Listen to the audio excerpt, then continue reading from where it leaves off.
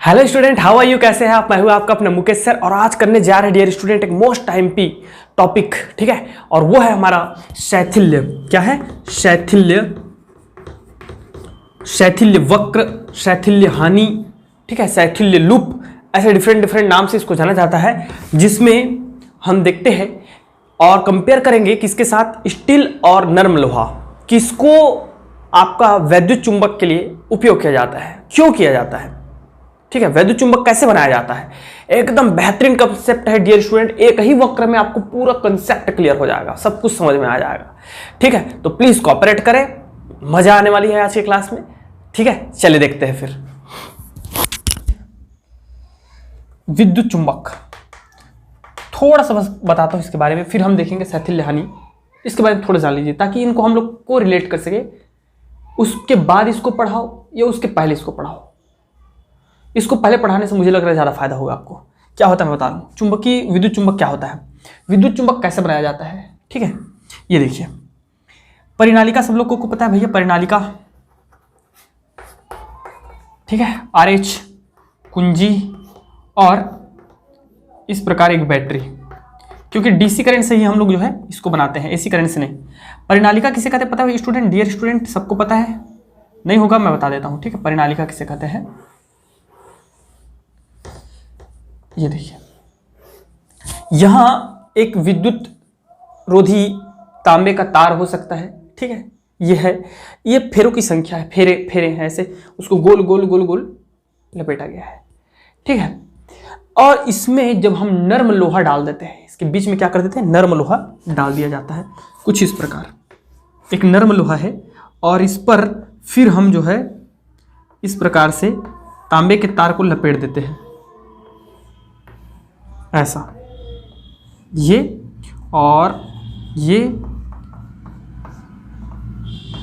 कुछ इस प्रकार डियर स्टूडेंट, ठीक है।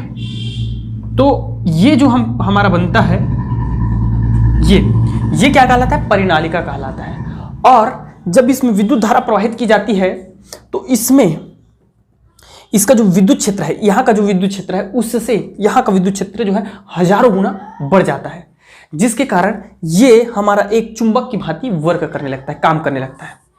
अब इस बात को ध्यान में दिया जाता है कि हम ऐसे पदार्थ का सिलेक्शन करें, चुनाव करें जिसकी चुंबकशीलता अधिक हो, मतलब बहुत जल्दी से उसमें चुंबकत्व का गुण आ जाए, वो किसी चीज को आकर्षित और प्रतिकर्षित करे, ठीक। और उसकी निग्राहिता बहुत कम हो। निग्राहिता का मतलब होता है कि कितना जल्दी वो चुंबकत्व का गुण त्यागता है।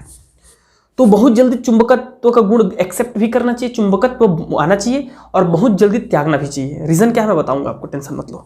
तो निग्राहिता किसे कहते हैं कि कितना जल्दी से वो जो है, निग्राहिता कम होना चाहिए उस पदार्थ का, मतलब बहुत जल्दी से वो जो है चुंबकत्व गुण को त्याग दे।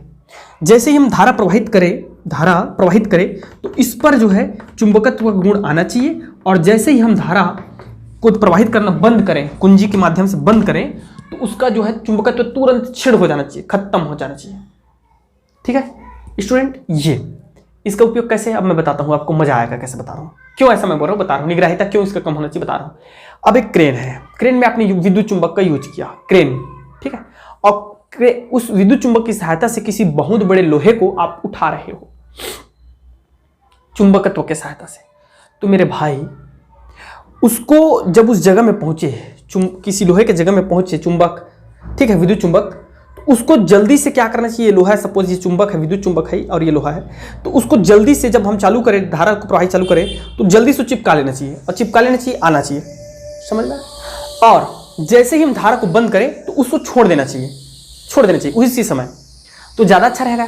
अब पता चलता है कि उसकी निग्राहिता अधिक है, मतलब वो जल्दी से नहीं छोड़ रहा है, और आपने धारा तो बंद कर दिया और गिरने का नाम ही नहीं ले रहा है, और गिर तब रहा है जब उसके नीचे में कोई आदमी खड़ा है, तो बेचारा तो तुरंत स्वर्ग सिधार जाएगा जी। समझ में आया कि नहीं आया? तो that is a electric magnetics, ठीक है। अब इसमें जो चुंबकत्व है, चुंबकशीलता है, वो किस चीज पर डिपेंड करता है? वो 2-3 चीजों पर डिपेंड करता है। देखो किस चीज पर? नंबर ऑफ टर्म्स, फेरों की संख्या पर। जितना ज्यादा फेरों की संख्या होगी उतना ही ज्यादा क्या होगा, हमारा चुंबकशीलता उतना ही अधिक होगा, चुंबकत्व गुण ज्यादा होगा। एक प्रवाहित धारा का प्रबलता एम्पियर जितना ज्यादा होगा उतना ज्यादा वो जो है चुंबकत्व गुण प्रदर्शित करेगा। टेम्परेचर, तो टेम्परेचर के साथ ये जो है स्टूडेंट इनडायरेक्टली प्रोपोर्शनल में रहता है, मतलब टेम्परेचर बढ़ने पर वो जो है चुंबकत्व जो है ज़्यादा चुंबकशीलता काम नहीं करता है। और एक चीज़ जिस पर निर्भर करता है वो है पदार्थ की प्रकृति पर। पदार्थ की प्रकृति पर, तो पदार्थ की प्रकृति कैसी होनी चाहिए कि उस पदार्थ को हम जनरली नर्म लोहे का ही यूज करते हैं विद्युत चुंबक बनाने में, नर्म लोहे का, ठीक है। तो पदार्थ की अगर कोबाल्ट लोगे, निकिल लोगे, ठीक है, आयरन लोगे, तो इस पर अलग अलग उसका प्रभाव पड़ता है और उसी प्रभाव को हम अध्ययन करने जा रहे हैं किस पे, शैथिल्य हानि पर। उसी चीज का हम अध्ययन करने जा रहे हैं ग्राफ की सहायता से। तो be careful for IMP topic. चलो स्टार्ट करते हैं।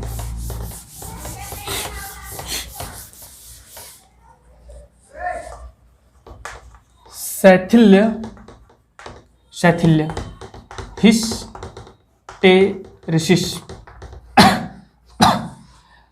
डियर स्टूडेंट, थोड़ा सा मुझे कॉपरेट करना, हो सकता है आपको शुरू समझ में ना आए, लेकिन मैं विश्वास दिलाता हूं आपको मजा आ जाएगा। तो इसका डेफिनेशन क्या है? चुंबकीय प्रेरण या चुंबकीय क्षेत्र की तीव्रता B और B का चुंबकीय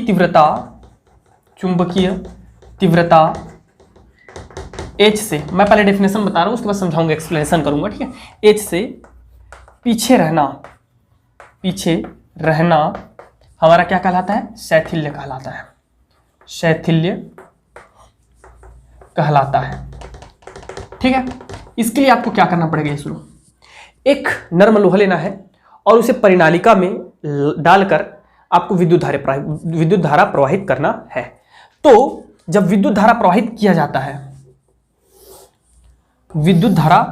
जाता है तो उस परिनालिका में स्थित नर्म लोहे का जो है चुंबकीय प्रेरण, उस चुंबकीय क्षेत्र उत्पन्न हो जाता है और उसकी चुंबकीय तीव्रता के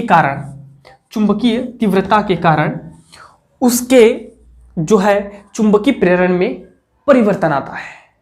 चुंबकीय तीव्रता के कारण चुंबकीय प्रेरण में परिवर्तन आता है और इन दोनों के मध्य खींचे गए ग्राफ को हम शैथिल्य लूप कहते हैं। ठीक है बच्चों, तो किसके कारण कौन आ रहा है? धारा प्रवाहित करोगे तो आपका चुंबकीय तीव्रता उत्पन्न होगी और चुंबकीय तीव्रता के कारण आपके चुंबकीय प्रेरण में परिवर्तन होता है, ठीक है। तो इसके कारण H के कारण Y, X हमेशा X में उस चीज को रखते हैं, ठीक है, और Y में उस चीज को रखते हैं जो X पर डिपेंड करता है। तो Y कौन डिपेंड कर रहा है? B जो है H पर डिपेंड कर रहा है, तो B यहां पे रह जाएगा। अब देखिए स्टूडेंट, इसको मैं मिटा रहा हूं, ठीक है, इस चीज को मिटा देते हैं। अब आपको ये देखना कैसे बनाना है। मैं एक काम करता हूं, इसके वक्र को पूरा पहले बना ही देता हूं, ठीक है। या इधर देखिए, जब पहला पॉइंट 6-7 पॉइंट पे समझना है आपको।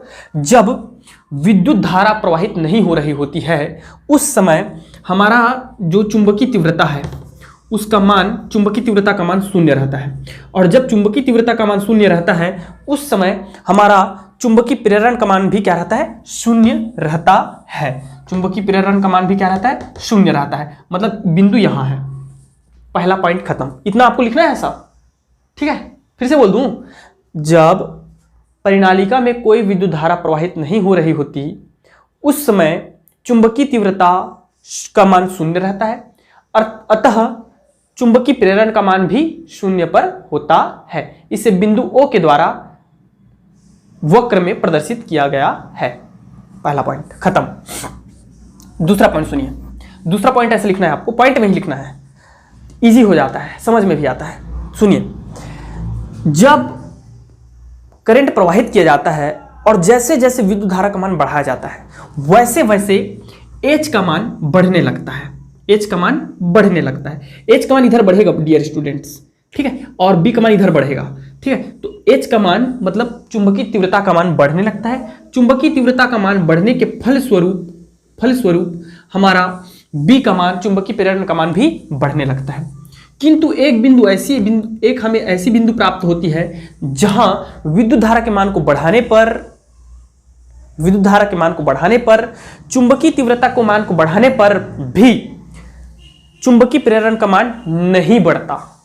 ये बिंदु ऐसी आ जाती है जहां पर इसको मान बढ़ाने पर इसका मान नहीं बढ़ता, कांस्टेंट हो जाता है, रुक जाता है। अब देखो मैं इसको बढ़ाऊंगा तो ये तो बढ़ते जाएगा, लेकिन ये नहीं बढ़ रहा है, मतलब ये यहाँ पे आके रुक गया डियर स्टूडेंट। ये देखो यहाँ पे था तो यहाँ से ये तो बढ़ा है ना भाई, ये बढ़ा, लेकिन इसको बढ़ा रहा हूं, लेकिन ये क्या होगा, यहीं पर रहेगा, ऊपर नहीं जा रहा है, नहीं बढ़ रहा है। तो इस बिंदु को हम लोग बोलते हैं संतृप्त बिंदु। क्या बोलते हैं? संतृप्त बिंदु। और इसे वक्र OA के द्वारा प्रदर्शित किया गया है, संतृप्त बिंदु। क्लियर है सबको अच्छे से? तो ये आ जाएगा हमारा संतृप्त। इसके बाद तीसरा पॉइंट क्या है, ये देखो तीसरा पॉइंट क्या लिखना है आपको, जैसे बोल रहा हूं सेम टू सेम लिखना है ना, आता है, मोस्ट एमपी है। अब संतृप्त बिंदु प्राप्त होने के पश्चात अब धारा के मान को कम करते हैं। संतृप्त बिंदु प्राप्त होने के पश्चात धारा के मान को कम करते हैं, फलस्वरूप H का मान भी, चुंबकीय तीव्रता का मान भी कम होने लगता है। तो चुंबकीय तीव्रता का मान कम होने के कारण हमारा B का मान भी कम होने लगता है, B का मान भी कम होने लगता है। किंतु ये उसी दिशा में पुनरावृत्ति नहीं होती, इसका उसी दिशा में ही पुनरावृत्ति नहीं होती, मतलब OA दिशा में पुनरावृत्ति नहीं होती, कम होने लगता है। धारा का मान कम करने के साथ साथ चुंबकीय तीव्रता का मान कम होने लगता है, जिसके कारण आपका B का मान भी, चुंबकीय प्रेरण का मान भी कम होने लगता है। किंतु H बराबर 0 पर, मतलब जब चुंबकीय तीव्रता आपका शून्य है, यहां पे क्या आ गया, यहां पे आ गया, मतलब यहां पे इस पॉइंट पे क्या है, इस पॉइंट पे हमारा चुंबकीय तीव्रता क्या है, 0 है। लेकिन B का मान कुछ वैल्यू है कि नहीं है, B कुछ वैल्यू दिया है कि नहीं दिया है, लेकिन H का मान क्या है, 0 है। समझ में आ रहा है? तो H का मान 0 होने पर B हमारा शून्य नहीं होता, B का मान 0 नहीं होता है, और यह OA दिशा में पुनरावृत्ति नहीं होती। ठीक है स्टूडेंट? तो इस स्थिति को जब चुंबकीय तीव्रता शून्य है किंतु चुंबकीय प्रेरण का एक विशेष मान रहता है, इसे उस चुंबक का, उस परिनालिका का हम कहते हैं धारणशीलता, चुंबकीय धारणशीलता। वो धारण करके रखा हुआ है, आपने धारा प्रवाहित करना बंद कर दिया, आपने उस पर तीव्रता, धारा प्रवाहित बंद कर दिया, फिर भी वो चुंबक की तरह कार्य कर रहा है, क्योंकि उसमें अभी भी चुंबकीय क्षेत्र की तीव्रता स्थित है, उसमें चुंबकीय प्रेरित है, चुंबकत्व प्रेरण है, अभी भी उसमें चुंबकत्व का गुण स्थित है, जबकि आपने धारा प्रवाहित करना बंद कर दिया। ठीक है स्टूडेंट? तो ये है हमारा चुंबकीय, याद रखिएगा इस स्थिति को, जब H बराबर 0 है, धारा प्रवाहित नहीं हो रही है, लेकिन B is not equal to 0, तो इस स्थिति को हम चुंबक, उस परिनालिका का चुंबकत्व धारणशीलता या चुंबकत्व अवशेष कहते हैं, शेष बचा हुआ है, अवशेष कहते हैं। इसे A के बाद यहां B, इसे वक्र में OB से प्रदर्शित किया गया है,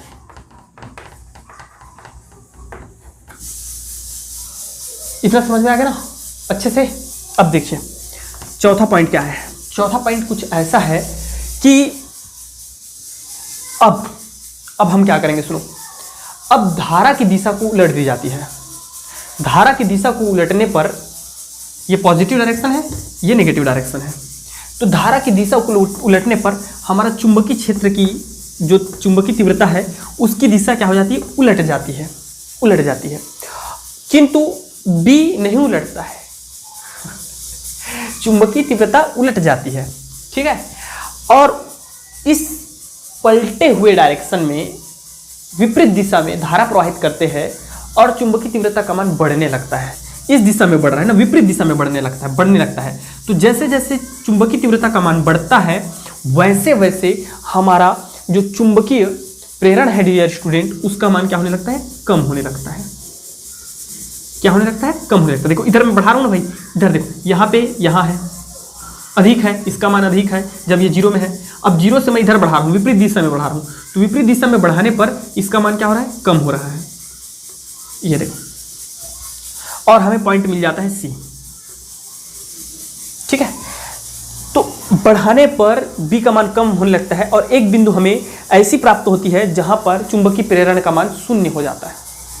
चुंबकीय प्रेरण का मान क्या हो जाता है? शून्य हो जाता है। बढ़ाने पर एक बिंदु प्राप्त होती है जहां चुंबकीय प्रेरण का मान शून्य हो जाता है। तो चुंबकीय प्रेरण का मान जहां शून्य होता है मतलब B इज इक्वल टू शून्य but H is not equal to शून्य। ठीक है, इस बिंदु को हम H के इस मान को जितना भी हमको मान प्राप्त होगा, बढ़ाए हैं जितना भी मान प्राप्त होगा उसे कहते हैं निग्राहिता।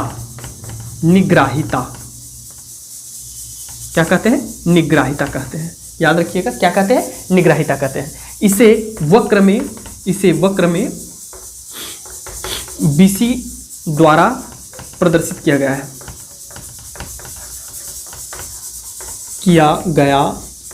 है और इसका मान जो होता है वो होता है OC। निग्राहिता का मान OC होता है। ये मान जितना कम होगा उस चुंबक के लिए, उस परिनालिका के लिए उतना ही अच्छा होगा, ताकि वो उतना ही क्या होगा, उतना ही जल्दी वो छोड़ेगा। मतलब जैसी धारा बंद करोगे उतना ही जल्दी वो जो है चुंबकत्व का गुण खत्म हो जाएगा उसमें। तो उसको कम होना चाहिए, जितना कम होगा उतना ही हमारे लिए बेनिफिशियल होगा। समझ में आ गया? तो ये हो गया निग्राहिता, इससे वक्र BC में प्रदर्शित किया गया है। अब और आगे क्या करते हैं ये देखते हैं 5वां पॉइंट में। अब 5वां पॉइंट क्या है इससे सुनिए स्टूडेंट। अब हम क्या करते हैं, धारा के मान को विपरीत दिशा में और बढ़ाते हैं। तो जैसे जैसे धारा के मान को विपरीत दिशा में और बढ़ाया जाता है, तो ये जो है हमारा चुंबकीय प्रेरण का मान भी बढ़ने लगता है। और एक बिंदु ऐसी प्राप्त हो जाती है जिसके बाद आपका धारा के मान को बढ़ाने पर एवं H के मान को बढ़ाने पर ये बढ़ता नहीं है, मतलब ये स्ट्रेट हो जाता है। ये देखो, ये अब मैं धारा के मान को बढ़ाऊंगा तो H का मान तो बढ़ रहा है, किंतु B का मान बढ़ रहा है क्या? ये तो यहाँ मिल गया ना भाई, यहाँ कम था, जब यहाँ पे हमारा ये देखो ऐसे देखा जाता है जी, H का मान यहाँ है कम है तो ये भी कम है। जब आप यहाँ तक लेके आए तो यहाँ मिल जाएगा, यहाँ तक लेके आए यहाँ मिल गया। अब और आगे बढ़ाओगे तो ये फिर बढ़ नहीं रहा है, तो इस बिंदु को पुनः हमको क्या मिल जाता है? संतृप्त बिंदु फिर से मिल जाता है। ठीक है, और इस बिंदु को हम लोग शो करते हैं CD के द्वारा। ये देखो, ये 5वां पॉइंट है कि धारा के मान को और बढ़ाने पर आपका चुंबकीय तीव्रता का मान बढ़ने लगता है, किंतु B चुंबकीय प्रेरण का मान नहीं बढ़ता, और संतृप्त बिंदु प्राप्त हो जाता है। इसे CD के द्वारा शो किया गया है, वक्र में प्रदर्शित किया गया है। अब देखते हैं 6वां नंबर क्या है। अब हम धारा के मान को कम करेंगे। तो धारा के मान को कम करने पर हमारा जो है वो चुंबकीय तीव्रता कम होने लगेगा। अब इसको मैं कम करूंगा तो ये भी क्या होगा? कम होने लगेगा। और इसके कम होने के साथ साथ हमारा ये देखिए, यहाँ पे था ये चुंबकीय प्रेरण, ये भी क्या होने लगता है? कम होने लगता है। ये देखो बच्चों, कम होने लगा है। और कम करते करते ये देखिए, और धारा के मान को इतना कम कर देते हैं कि हमारा H का मान पूरा क्या हो जाता है? 0 हो जाता है। लेकिन इसके 0 होने पर भी हमारा क्या B जो है वो 0 नहीं होता। कहाँ हुआ? B का कुछ वैल्यू है कि नहीं है, लेकिन यहाँ पे हमारा H का क्या वैल्यू है? H का वैल्यू 0 है, लेकिन B का वैल्यू है क्या? नहीं है। इसे वक्र DE के द्वारा प्रदर्शित किया गया है। अब फिर क्या करेंगे? अब धारा को हम, अभी तो 0 हो गया, धारा 0 हो गया, विपरीत दिशा वाला धारा 0 हो गया। अब पुनः धारा को हम क्या करेंगे? आगे बढ़ाएंगे, उसी दिशा में जो फर्स्ट यूज किए थे, उसी दिशा में। अब धारा के मान को बढ़ाने पर ये जो है, धारा के मान को बढ़ाने पर H का मान बढ़ते जाएगा, मतलब इधर बढ़ेगा और H का मान बढ़ेगा, धारा का मान बढ़ेगा। एक स्थिति ऐसी आती है कि धारा का H का मान 0 नहीं है, H का मान 0 नहीं है, किंतु B का मान क्या हो जाता है? 0 हो जाता है। ये देखो ना, यहाँ पे H का मान 0 है क्या? नहीं, H का तो कोई वैल्यू आया ना, ये देखो वैल्यू है, लेकिन B का वैल्यू क्या है? 0 है। इसको हम EF के द्वारा प्रदर्शित किया गया है, EF के द्वारा प्रदर्शित किया गया, वक्र में EF के द्वारा प्रदर्शित किया गया है। क्लियर हुआ? अभी थ्योरी लिखना है इधर, आप कुछ नहीं करना है आपको। 8वां पॉइंट ये है, धारा के मान को और बढ़ाने पर चुंबकीय तीव्रता का मान और बढ़ने लगता है और पुनः हमें संतृप्त बिंदु प्राप्त हो जाता है। एक हमें संतृप्त बिंदु प्राप्त हो जाता है ए, पुनः वही बिंदु संतृप्त बिंदु प्राप्त हो जाता है ए, और उसके पश्चात फिर उसका मान नहीं बढ़ता। That solve. चलिए थोड़ा सा इसमें और है बच्चों, वो ये है, लगे रहिए, मजा आ रहा होगा, समझ में आ रहा है ना, बस और क्या है, फिर पढ़ते रहो यार। क्या चीज है ये सुनो। तो इससे हमको ये पता चला कि जो बी है वो सदैव एच से पीछे चल रहा है, बी हमेशा एच से पीछे चल रहा है, एच आगे आगे चल रहा है और बी पीछे पीछे आ रहा है। इसी को हम लोग शैथिल्य कहते हैं। क्या कहते हैं? हिस्टोरिसिस कहते हैं। और इससे जो वक्र प्राप्त होते हैं उसको बोलते हैं शैथिल्य वक्र कहते हैं। आईएमपी है, आता है भाई, याद रखिएगा। और बच्चों क्या चीज़ है इसमें और सुनो, जब किसी चुंबकीय पदार्थ को, लौह चुंबक को, लोहे को, नर्म लोहे का जनरली यूज किया जाता है, उसे बार बार जब ये प्रक्रिया दोहराई जाती है, चुंबकित विचुंबकित चुंबकित विचुंबकित किया जाता है, तो उसमें ऊर्जा की हानि होती है। बार बार ऐसा करने से क्या होता है? एनर्जी का लॉस होता है, और उसे ही बोलते हैं शैथिल्य हानि। तो शैथिल्य हानि में यही लिखेंगे आप लोग, कुछ नहीं लिखेंगे, ठीक है। शैथिल्य हानि में क्या लिखेंगे कि बार बार किसी चुंबक को, किसी लोहे को, नर्म लोहे को या परिनालिका को बार बार चुंबकित और विचुंबकित किया जाता है, तो उससे ऊर्जा की हानि होती है और उसे शैथिल्य हानि कहते हैं। और यह ऊर्जा भाई, ऊर्जा की हानि हो रही तो ऊर्जा तो नष्ट होता नहीं, किसी न किसी रूप में ट्रांसफर होगा, है ना। तो यह ऊर्जा वास्तव में उस पदार्थ में ऊष्मा के रूप में प्रकट होती है, ऊष्मा के रूप में। समझ में आ रहा है? ऊष्मा के रूप में प्रकट होती है, मतलब वो पदार्थ क्या हो जाता है, ऊष्मा का मतलब होता है बच्चों वो गर्म हो जाता है, हीट हो जाता है। क्या हो जाता है? हीट हो जाता है। तो उससे क्या होती है? ऊष्मा निकलती है गर्म होने के कारण। भाई पानी गर्म कैसे होता है? ताप देते हो तब गर्म होता है। ऊर्जा की हानि हो रही है तो उधर गर्म हो रहा है। मैं हाथ को रगड़ूंगा तो क्या होगा? मेरे अंदर की ऊर्जा तो कम घट रही है ना भाई, जो भी खाना वाना खाया हूँ कम हो रही है कि नहीं हो रही है? तो अब मेरी ऊर्जा कम हो रही है, लेकिन वो किस रूप में ट्रांसफर हो गई? ऊर्जा ऊष्मा के रूप में। हाथ क्या हो जाएगा? गर्म हो जाएगा। आप दौड़ते हो तो ऊर्जा की हानि होती कि नहीं होती है? लेकिन वो ऊर्जा कहाँ जाती है? पूरा कन्वर्ट हो जाता है वर्क के रूप में, और आपकी बॉडी गर्म हो जाता है, हीट हो जाता है। चलिए हम एक कंपेयर देखते हैं, आईएमपी क्वेश्चन देखते हैं। बढ़िया क्वेश्चन है डियर स्टूडेंट, समझना बात को, ठीक है। बढ़िया क्वेश्चन है। चलिए एक बड़ा चित्र बना देता हूं मैं, क्योंकि इसका चित्र है, इसकी आत्मा है, प्राण है, और आएगा तो आपको यही आएगा, सीधा सीधा चित्र में ही आएगा, ठीक है। मान के चलो आप, या फिर घुमा के भी क्वेश्चन कर सकता है। क्वेश्चन कुछ ऐसा है कि नर्म लोहे और स्टील के चुंबकीय गुणों में तुलना। मैं एकदम कॉमन सा क्वेश्चन लिखा हूं, ठीक है। ये घुमा के बहुत पूछता है इसको, तो समझना चीजों को क्या है। सबको पता है यहाँ H रहता है, यहाँ B रहता है, ठीक है। इधर H डैश रहता है, इधर B डैश रहता है, यहाँ ओरिजिन रहता है। इतना सब लोग जानते हो बच्चों।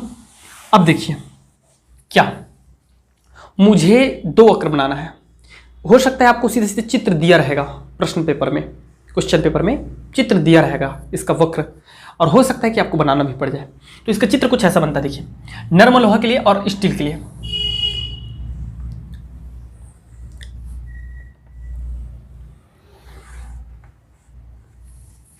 नर्म लोहे का, किस चीज का? नर्म लोहे का। आपको दिख रहा है कि नहीं दिख रहा है? दिख रहा है, बिल्कुल दिख रहा है। नर्म लोहा, पतला वाला क्या रहेगा? नर्म लोहा रहेगा। एक और बनता है, इधर देखिए,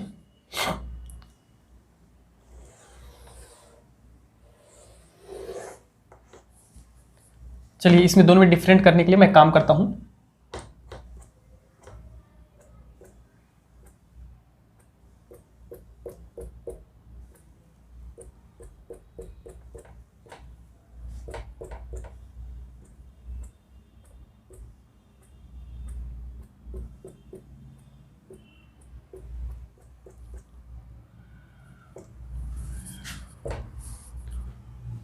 अब दोनों में डिफरेंट दिख रहा है दिख रहा है ना भाई।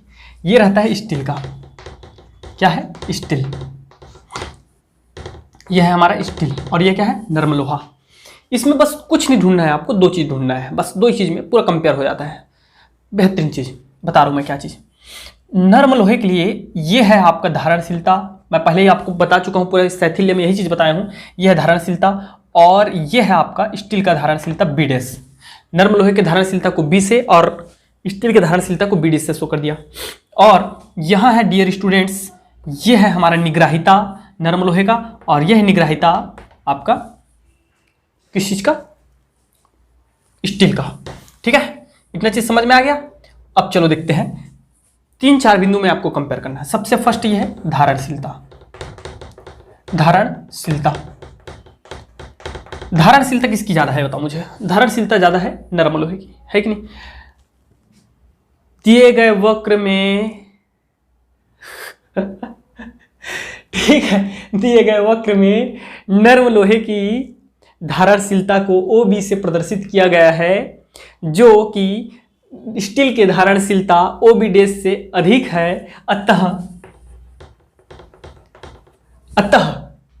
नर्म लोहे की धारणशीलता अधिक है, अतः नर्म लोहा स्टील की तुलना में चुंबकत्व के लिए चुंबकीय गुण अच्छा होता है और अधिक होता है।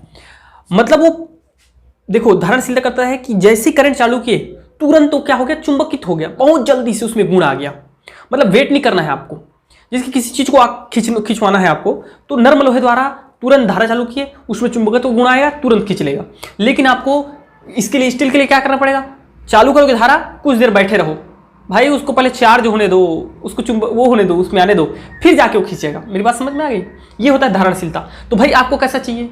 आपको यही ना चाहिए कि जैसे ही हम ऑन करें, 1-2 बोर है, एक बोर को ऑन किए चालू हो गया, पानी देना चालू, एक बोर को ऑन किए आधा घंटे बैठ बाबू, उसके बाद फिर पानी भरना। कौन ज़्यादा पसंद रहेगा भाई? चालू किए चालू हो गया, वो चीज़ पसंद रहेगा।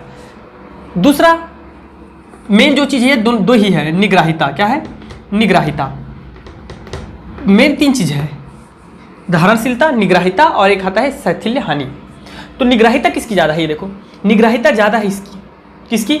स्टील की। और निग्राहिता कम है नर्म लोहे की। कैसे लिखना मैं तो सिखा दिया ना आपको, फिर से बोलना पड़ेगा क्या? नहीं ना पड़ेगा भाई। चलो सुनो, तो जिसकी निग्राहिता कम होती है उसकी चुंबकशीलता अच्छी होती है।